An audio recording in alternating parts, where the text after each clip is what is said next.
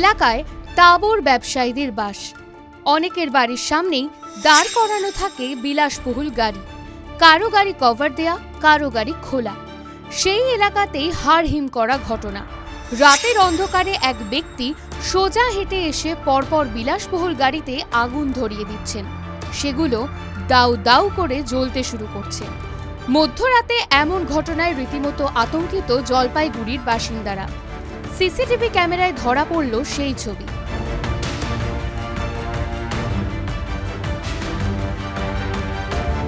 রাতের অন্ধকারের সুযোগ নিয়ে শহরের দিনবাজার এলাকায় একাধিক স্থানীয় ব্যবসায়ীর গাড়িতে আগুন ধরিয়ে দিল এক দুষ্কৃতী। জলপাইগুড়ি জেলার বড় বড় ব্যবসায়ীদের বাড়ি এই দিনবাজার এলাকায়, আর এই ঘটনায় তারা নিরাপত্তাহীনতায় ভুগতে শুরু করেছে।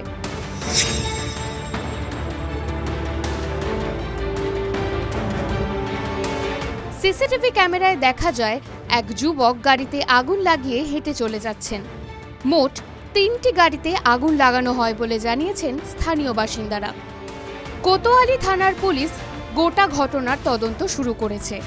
স্থানীয় এক বাসিন্দা জানান, বুধবার রাতে আচমকাই আগুন আগুন বলে চিৎকার শুনতে পান তারা। ছুটে যতক্ষণে নিচে নামেন সবাই, ততক্ষণে একাধিক গাড়ি আগুনে পুড়ে ছাই হয়ে গিয়েছে। কেন এভাবে আগুন দেওয়া হলো তা বুঝে উঠতে পারছেন না কেউই। কিছুদিন আগেই ধূপগুড়ির বাজারে অগ্নিকাণ্ডের ঘটনা ঘটে।